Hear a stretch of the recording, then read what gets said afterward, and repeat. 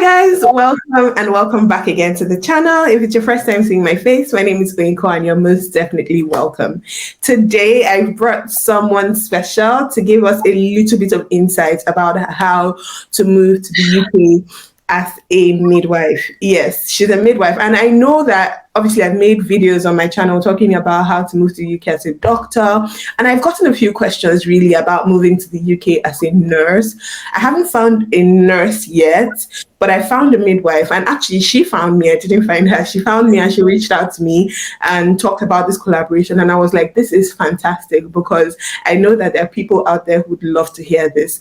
So without further ado, I'm going to bring her on so that she can introduce herself and tell us a bit more about herself. Her channel name is on the screen there, so you can just go to her channel if you are really interested in this at the end of the day. So yeah, please don't forget to like, share, subscribe, and all that good stuff. And without further ado, let's have her here now. Hi, my name is Dorcas, so I'm popularly known as Nurse D. So I say recently, I migrated to the UK in 2021, September. Yeah, okay. So migrating here wasn't that I migrate as a midwife.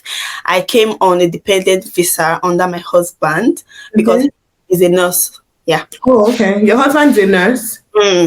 Okay. So what just give us a little bit of your background. How many years have you been practicing for? Are you a nurse or are you just a midwife? And in Nigeria, what were you doing before you came here? Okay, so background, I am a nurse midwife, or I'm a midwife nurse because I did midwifery first. Okay. So I did my midwifery for 3 years. Then after that, I did nursing for 18 months. So you can do it either way back home. Okay. So some people do the nursing first for 3 years. Why you can also, I think midwifery is the only specialty that you can just go straight into. Oh, okay. 3 years because it's a specialty. Yeah. So for me, I did midwifery first, but back home, they were like, if you don't have double qualified, like you are not double qualified, you won't get paid well, like you won't get work in the government setting. So that was why I had to go and do my nursing first. So, but after doing my nursing, I worked for a very long time as a midwife across the community setting, clinical setting, and the private setting. So when did you qualify? Yeah, I qualified in 2011 as a midwife. Okay. Then in 2014 as a nurse. Okay, so you've been practicing midwifery since 2011? Yes, that was when I finished midwifery. So then... So working before you came? Yeah, I worked in Lagos. No, I worked in the community setting. I worked in Oshogbo, like primary healthcare setting. Then because after midwifery, then there's this compulsory scheme that the federal government have to post you to the communities to... Like NYSC? Yes, for 1 year. It's mandatory. So after that, I just decided to work there for extra 1 year while I was doing my nursing. So I was like serving and doing my nursing at the same time. Yeah, I get that. I moved to Lagos to practice private. Then before I went to University of Benin Teaching Hospital in Benin to practice before I moved down here 2021. So you moved from UBTH to here? Yes. Okay, fine. So at what point did you know that you wanted to leave Nigeria to start practicing in the UK? Okay. Yeah, I had always wanted to practice midwifery in the UK, even when I was still as a student midwife, because our midwifery our training is the same standard of that of UK. Because we did the UK midwifery where we used Margaret mice. So there were some stuff like in our textbook which we never saw in real life. So we're like anticipating like one day when we will go there to practice the midwifery there. But I've always wanted, but at that initial time where I just finished my midwifery, I didn't have the insight. I didn't have the knowledge. I didn't know about like how to migrate as a midwife. Nobody was giving anybody information. People were holding information up until 2018 when a friend of mine migrated to the UK as a nurse. So I asked her, I said, I'm tired of this nursing because in UBTH, I was working as a nurse, not as a midwife when I went to UBTH in 2017. So I was like, if I want to leave Nigeria, I don't want to do nursing again. Let me just go to my specialty. So when I asked her, she said she didn't know. So I was like, since it's Nursing and Midwifery Council of the UK, they should also be having what's like midwifery pathway. Mm-hmm. Yeah, so until I met a midwife, show me, she is self-sponsor. So I was like, okay, fine. That was how I did the registration. So when I started, my husband did his nursing, me, I did midwifery. So I just registered as a midwife, because when you are registering with the NMC, you see different. We have adult nursing, we have pediatric nursing, we have mental health. Then I now saw midwifery. So that was how I registered as a midwife, did the CBT. So knowing fully well that when I get here, since I'm coming under my husband, I will just, when I have time, I just do my OSCE. Okay, fine. So that is exactly what I want you to tell us now, is the step-by-step process of how you were able to get yourself from Nigeria to the UK. Like all the exams you had to take. Did you have to take IELTS? Did you have to take OET? You know, step from the beginning, because I want this to be like as explanatory as possible, so that people don't have too many questions afterwards. I like all the questions that you could possibly have, you would have answered it. I hope you understand. And then afterwards, we'll talk about like pay and is it really worth it, since you've been here for 2 years now, right? Okay, so let's start with how. Yeah, the exams, how the step-by-step procedure. Yeah. So first of all, you have to do the English language. So that's like with doctors too, like the IELTS. Yeah, you can either do the IELTS or you do the OET. Yeah. Yeah. So after doing the OET, I think you can start with the registration. For some people, they don't want to start registration, and they are £140, because that's the registration fee for the NMC registration, and it expires after 2 years. Is that before you do the IELTS? You can do it either way. You can start the registration first, but for some people, because of this fear of English, they want to do the English first, so that that £140 doesn't get wasted. Since it's only valid for 2 years. Yes, yeah. So you can either ways. You can do the English first, which is IELTS, or the OET. For me, I did the OET. Oh, you did? How much was the OET? £350. Did you do it in Nigeria? I did IELTS in Nigeria. I didn't pass my IELTS the first time. So I was like, in my own scenario, I because I know I have a way of coming to the UK, I just left it and did the CBT. Yeah.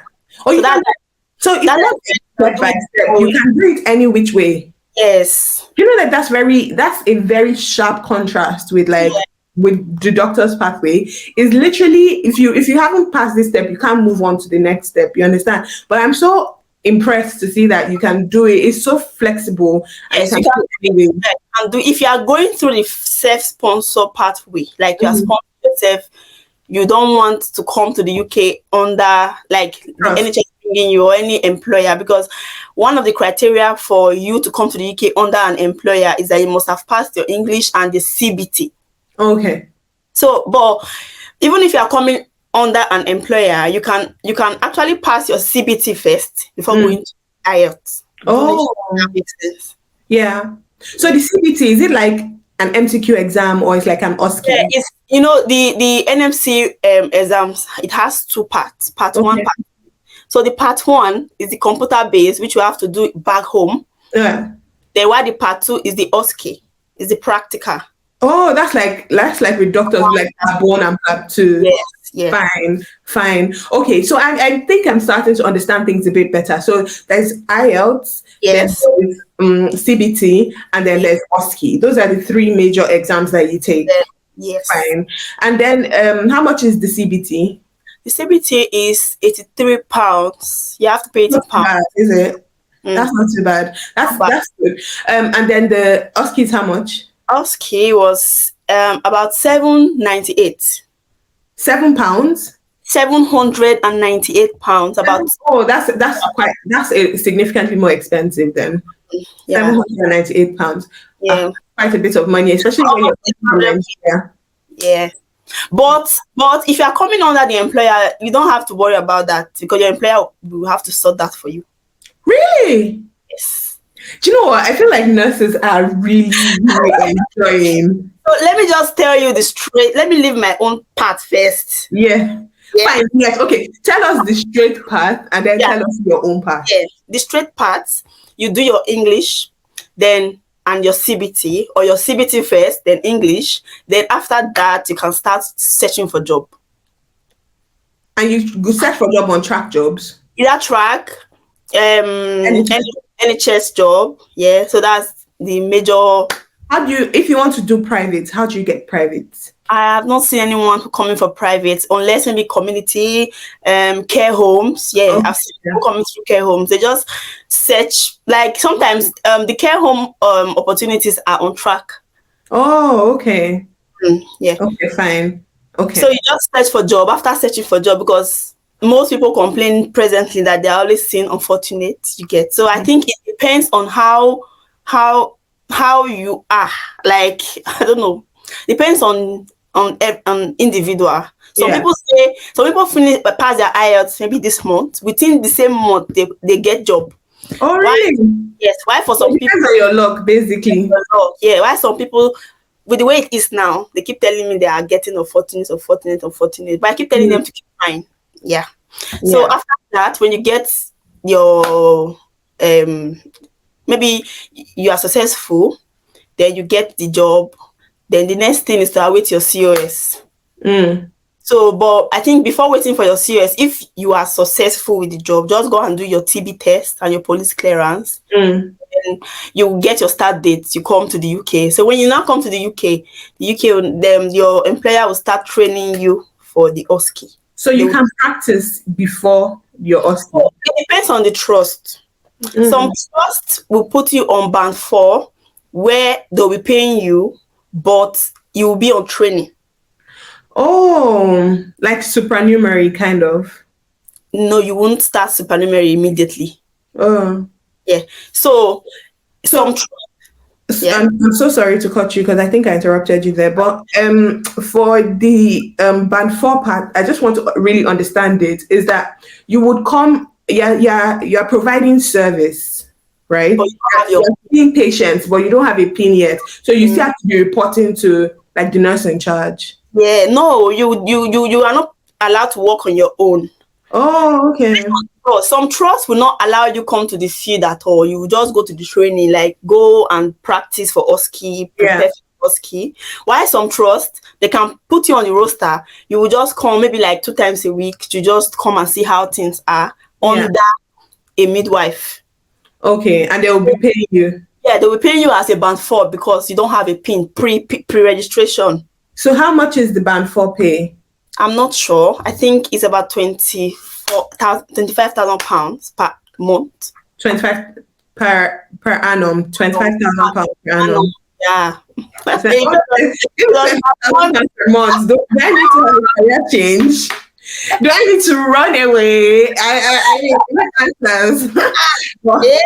I'm not sure about the band 4 because I wasn't paid as band 4. Band 4, fine. But rough estimate is about £25,000. And if you want to know what £25,000 is, you can just go on Google and put UK salary checker and then put £25,000. It will tell you on an average how much the take home would be. But from my just a rough estimate, I think £25,000 would be around £1,300 a month, thereabout. Just a rough guess in my mind. But yeah, go on. So why some other trusts, they'll put you on band 5 straight away, like even though you don't have a PIN? So really? It depends. Yeah. So it depends on the trust you are going to.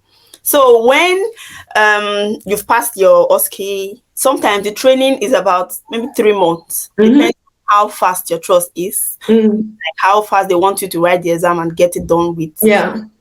So then after you've gotten your PIN, you can now start your supernumerary. Yeah. Why some other trusts you can be I don't know, depend, you can be on supernumerary and be preparing for your exam. Yeah. So that's it. The important thing that the take home from this really is that you can come to the UK after your CBT. You don't have to pass your OSCE before you come. It's when you come, then you can train with the trust and then pass your CBT and then get your PIN, basically. Pass your OSCE. Yeah. Pass your OSCE and then get your PIN. really, really lovely. And You know, unlike the doctors where I you wish have. they did something like that for us because they don't. Yeah, if you've not passed your part two and you don't already have your GMC registration, you can't practice. Yeah. But it's really, really interesting to see that with nursing, it's not the same. That means it's much easier as to come in as a nurse. That's Because, if yeah. The only challenge is the English. Yeah, that's the yeah, only challenge people face, the English exam. No. to be honest, I think OET is significantly easier than IELTS. Well, I've taken the two, What do so you think? Because I've heard, I haven't taken OET before. I myself didn't pass my IELTS the first time. It took me 3 times before I passed that exam. And me that I can speak English, I don't know why I was writing that exam for 3 times. English is that IELTS is not a test of knowledge, my dear. It's not. Honestly, It's not. I I don't know. I couldn't afford to take the OET in Nigeria really, or I didn't prioritize taking the OET in Nigeria. That's why it Yeah, didn't. it's more expensive. It's more expensive. But if you look at it, if you practice very well for that OET, it's better you pass it at like first attempt than writing IELTS 5 times. Multiple times, So yeah. it's wise, yeah. Penny wise, pound foolish, exactly. I didn't want. 100%. I get you. I get you. I 100%. didn't want to Okay, complete. let's talk about. You say you know what to complete. I didn't want to complete.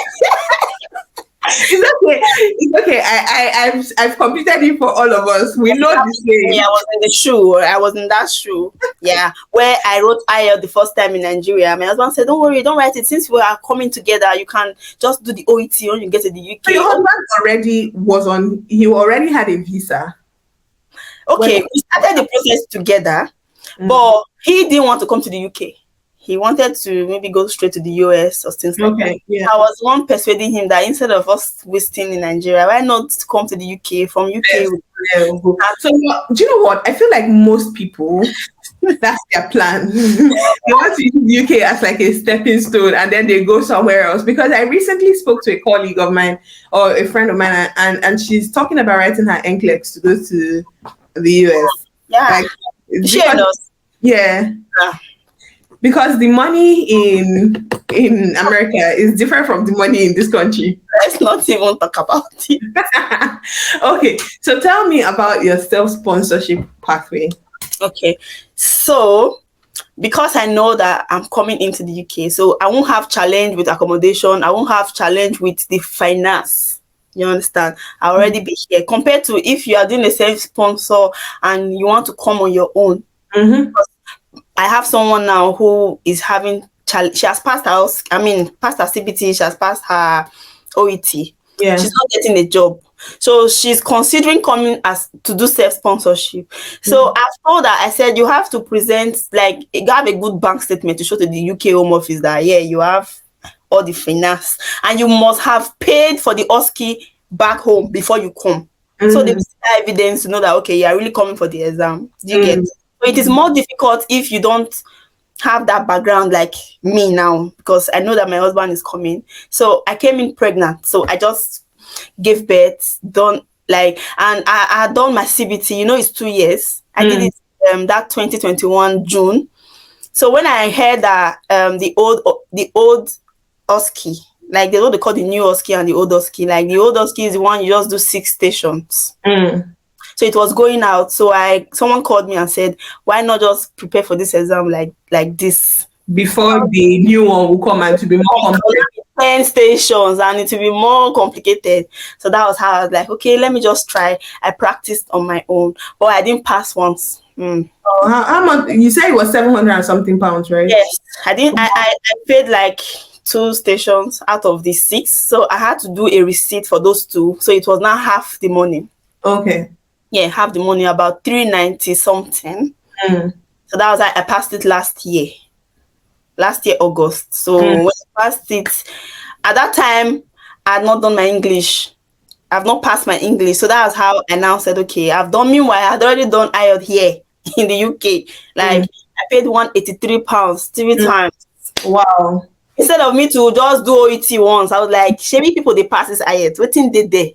Pass. So that's why I went to do OET last. So I passed the OET once, then I started searching for job and yeah. So I got I'm, job. I'm so glad to hear that, really.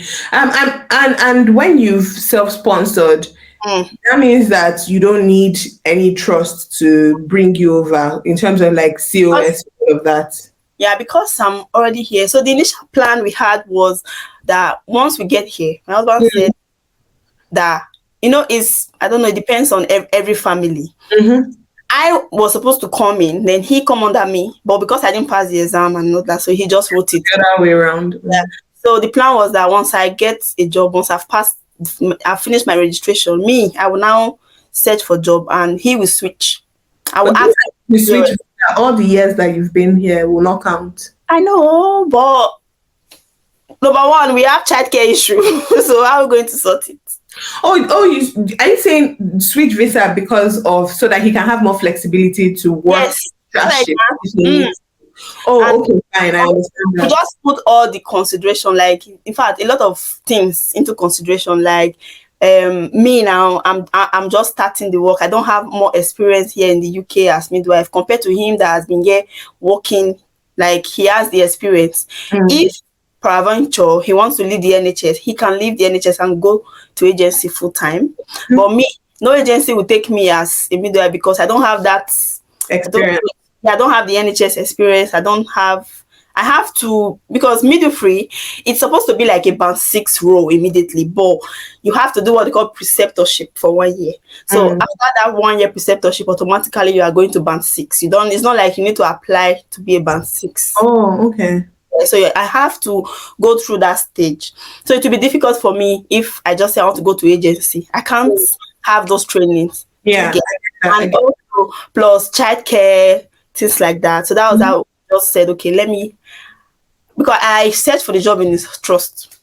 So when they gave me the COS, we just switched visa. And so instead of him to leave the NHS, he just reduced his hours. So now he's now doing agency on the side.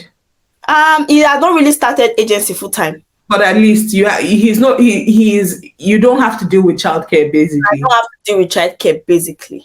Yeah. I get that. Okay, so when you come on a band 5 as a band and you start on band 5, how much does that translate to in terms of like taking home? But when I got the offer, my offer said 27,000. How much again? And some fractions. So this increment, I think they increased the salary this April.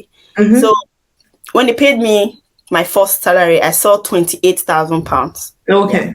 Some fraction. So that, and again, one thing I forgot to say is that whether if you are coming, all the money you have spent, like your IELTS, they will reimburse you. They will refund you. Yes. So. Nurses are enjoying. They don't refund doctors. They don't refund us. Are you serious? I'm dead serious. People are enjoying too now. Like the best they can do for you is give you a relocation, like relocation expense kind of. Like so what? For me, when I was coming, they gave me like relocation package, and the relocation package they gave me was £500 per month for the first 3 months. So that £500 per month is supposed to kind of help with your accommodation while you're here. How they give you accommodation? Your trust? No. So for nurses, it's must. They will give you free accommodation for 3 months or 2 months. Depends on the trust. Free. So anything after that. God, I beg. So after that 3 months, you cannot start paying. But within that 3 months, you have to start looking for accommodation. And they will still not refund you again. No, they will not refund you your exam fees. Yes, but because I did self-sponsor, what they refund me was more than what they refund others in my cohort. They refund me my OSCE. They refunded me my OSCE. Okay, yeah, because the trust was the one that paid for the other people's OSCE. Yes. So they refunded me my OSCE. Even paying for you people's exam. Hell. So they won't give you your all the money for your PLAB. No, that's your business. They're not giving you anything. But it depends. So there's one of my friends that did this same sponsorship. She came with a school. she came to the UK as a student. So Yeah. then she now, because she was already here, she did all the exams, did everything. So when she got job, they didn't give her, like they didn't refund her. So me, I was not like, maybe because when the job I applied for was international midwife. Okay. UK. So me, I was not asking them that if they will refund me. They said yes now. That since others are taken as international midwife, that they won't, it will look like cheating if they don't give me Take back. it. Yeah. They are all having the same role. So I don't Yeah. know why they didn't refund her back her money. But That's so interesting. So you mentioned £28,000. How much is that per month? okay, fine. Hey, this is just Something that confuses me about nurses' salary. why? Because somebody can be a band 5 nurse Let me and even be earning more than a band 6 nurse. That's what I heard. I don't know if it's true. But so they say it depends on your years of experience. Like if you've been in a particular trust, for example, and you've been band 5, obviously every year your salary will keep going up and up and up. That you may earn more than somebody that is just newly employed as a band 6, depending on the number of years that you've been there. Oh, okay. For example, somebody has been on band 5 for years. Yes, so if you've been band 5 for maybe 6 years, for example. Yes, I think somebody that is just a band 6 that is just starting now, that came from a different trust.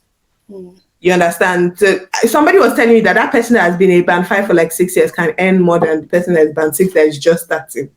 Maybe I don't. Maybe sure, but I don't really have fine. that. Okay. Oh, from my, I've been paid 3 times. Yeah, June, July. My June salary wasn't much. Why? Because I started on the 7th of June. Okay, so it's not a full month. A full month. Okay, yeah. That was the full month one. Okay, the full month one. That was the one in July. So that July on, I won't really be like very sure because they gave me some refunds. Okay. Yeah, they gave me refunds of about $695. Okay. Then they said my basic pay was 2,367. Okay. And 25 pence. So my take home, my net pay was 2,722. Plus the refund. Plus the refund. Okay, fine. So if I minus that should be like 1,800. Okay, like 1,800. Fine. Okay. Then band 6 salary is how much? Do you know? No idea. It should be like 32 something. Okay. I'm not sure. Yeah. Well, because you mentioned like ordinarily midwives should start on band 6, that's why I was asking. No. You start on band 5, but when you are done with your preceptorship. Okay. Okay. Then you don't automatically. It should be like 35,000 pounds and above. I get that. Okay, fine.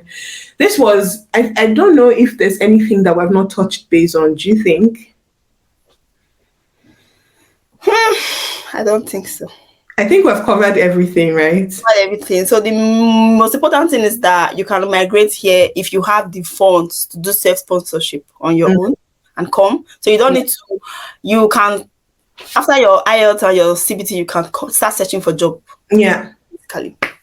Yeah, that's thank you so much, Dorcas, for this session. I feel like I've learned a whole lot, and this is particularly like really nice because I have like people that are nurses that have always asked me about the pathway too, but I didn't really have much. The pathway and nursing pathway is same. It's same thing. Same process. That's lovely. And now that you are in the UK as a midwife, can you practice as a nurse? Yeah, if I want to practice as a nurse, I'll now have to go and do the nursing CBT, the adult nursing CBT, and the OSCE. So I can have a different exam. You do another different set of exams. Still the OSCE and the CBT for adult nursing, but I don't want it. Does your husband also have midwifery? Does he have nursing? No, his specialty is orthopedic. Oh, orthopedic nurse. Okay, fine. Is that what he's doing in the UK as well? Initially, when he came, because he has changed trust. This is the second trust since we came to the UK. Yeah. So when he came, he requested that he would like to work in orthopedic ward in his first trust. So, but it was, I think, stressful. I don't know, and some reasons he had to switch. But presently, he's doing endoscopy. Okay, fine. And yeah. He's not in, but I've seen male midwives. Yeah, in the UK, yeah, practicing. Yeah. Okay, fine. So just a quick one then, since you've been practicing for 3 months, have you noticed anything in particular about midway maternal, how do I phrase this question? Black maternal like care. Have you noticed anything? And even from your experience, because you mentioned you gave birth in this country, right? Yeah. Did you notice anything that you think could have been better? Because I've heard people say that, oh, in the UK, if you are black, then you're more likely to run into problems in terms of like maternal care. Like litigation kind of. Not litigation care, as a mother. So I'm the pregnant woman. People say that as a black pregnant woman, you are more likely to run into medical problems in terms of like UK healthcare versus a white pregnant woman. So that's my question to you. Like, have you noticed anything in particular since you've been practicing in midwifery, and even from your own personal experience? No. See, God created us the same way. We are only having different skin color. You get. So I have midwifery experience back home, and I think from what I've seen here, it's same thing. It's same midwifery. Babies come out same through the same vagina, same way, and the care is the same. The only, in fact, it's not